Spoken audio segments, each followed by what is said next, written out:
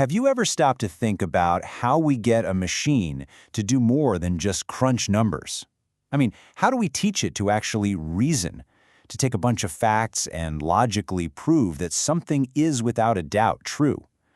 Well, that is exactly what we're going to break down today.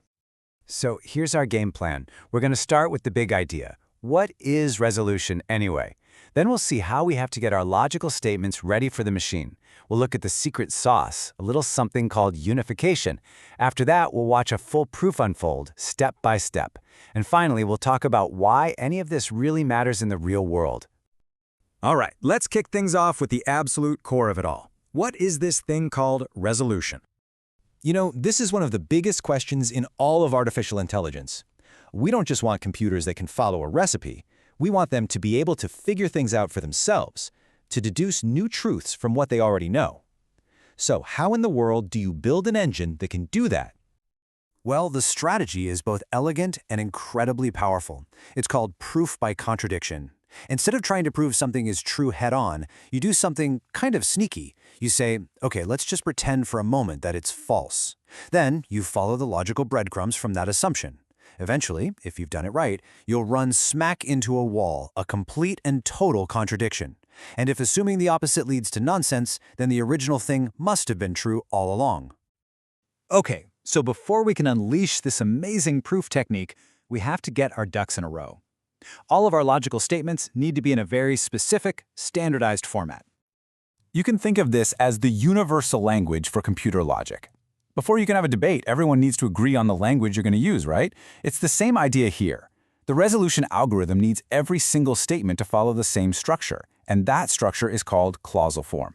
It's this standardization that lets the whole process work so seamlessly. Now, getting your logic into clausal form is a pretty mechanical step-by-step process. You get rid of all the if-then arrows, you push all the not symbols as deep into the statement as they can go, and you make sure no two variables get confused. The really clever part is a step called skolemization. That's where you get rid of any statements that say there exists something by creating a unique placeholder for it. It's a neat trick to remove ambiguity. Finally, you can drop all the for all symbols because at this point they're just implied. It's basically a big tidying up exercise. All right, so all our statements are prepped. But how does the machine actually find two pieces of the puzzle that fit together? Well, this is where the real magic happens. It's called unification. Unification is basically a super smart pattern-matching game. The whole goal is to look at two different statements and ask, is there a way I can substitute the variables here to make these two things look exactly the same? It's like finding the perfect disguise for a variable, so that two different-looking puzzle pieces suddenly click together perfectly. Let's look at some examples. Check out the first row.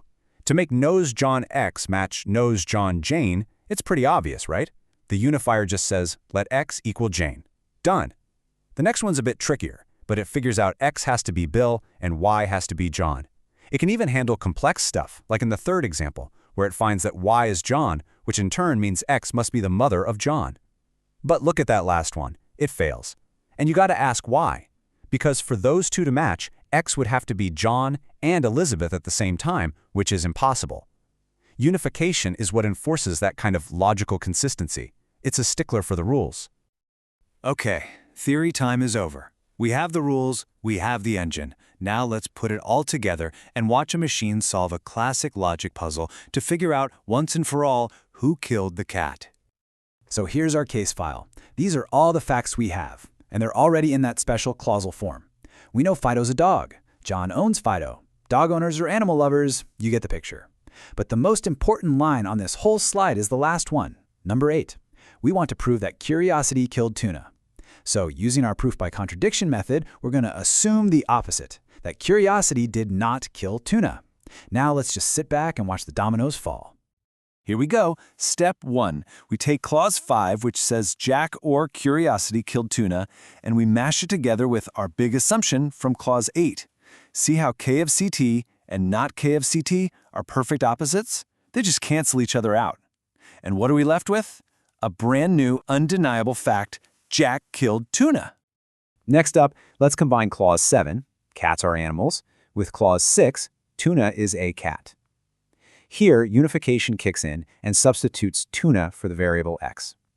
The tuna is a cat, and tuna is not a cat parts cancel, and we're left with another new fact. Tuna is an animal. Simple enough. Okay, now it gets a little more fun.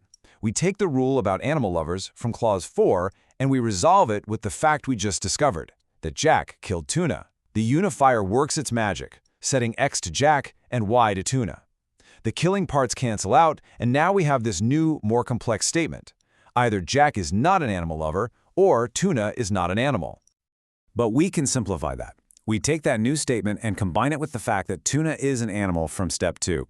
The AFT and not AFT parts cancel out, and that leaves us with a pretty shocking conclusion. John is not an animal lover. This logical chain reaction just keeps going. We take our new fact about John not being an animal lover and resolve it with clause 3. The parts about being an animal lover cancel out, and we're left with a new rule. For anything Y, either that thing is not a dog or John does not own it. We are so close now. We take that new rule and we resolve it with one of our original facts from the very beginning. John owns Fido. The ownership parts cancel out, and we're led to a really bizarre conclusion: Fido is not a dog. Now, wait a minute. The proof just led us to believe that Fido is not a dog. But, hang on. Let's look all the way back to our very first fact, clause 1. It says, plain as day, Fido is a dog. So what happens when we try to resolve these two statements? They resolve to nothing, the empty clause. This is the logical equivalent of dividing by 0. It's an impossibility. We have just proven that our initial assumption, our little what if, our idea that curiosity did not kill Tuna, leads directly to this nonsense. And because the assumption led to a contradiction, it must be false, which means the original statement is true. QED. Curiosity killed the cat. The machine proved it. So, that might seem like just a fun little logic puzzle, but this exact process is the powerhouse engine behind some of our most critical technologies. So this is the big, so what? Why does this matter? Well, because this kind of automated proof is absolutely fundamental. It's what powers systems that can prove incredibly complex mathematical theorems that might take a human years.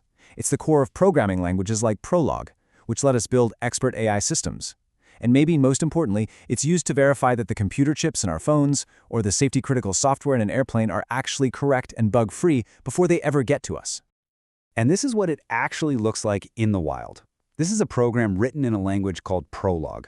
You basically feed it a database of facts and rules, just like our CAD example, and then you can ask it questions. It uses this exact resolution process under the hood to search for answers and figure out new things. And that really leaves us with one last big thought to chew on. We've built a machine, a process, for mechanically discovering logical truth. It's an incredible tool for finding certainty in a really complex world. And the question it opens up is a huge one. If a machine can rigorously prove logic, what are the real limits of what it can reason about?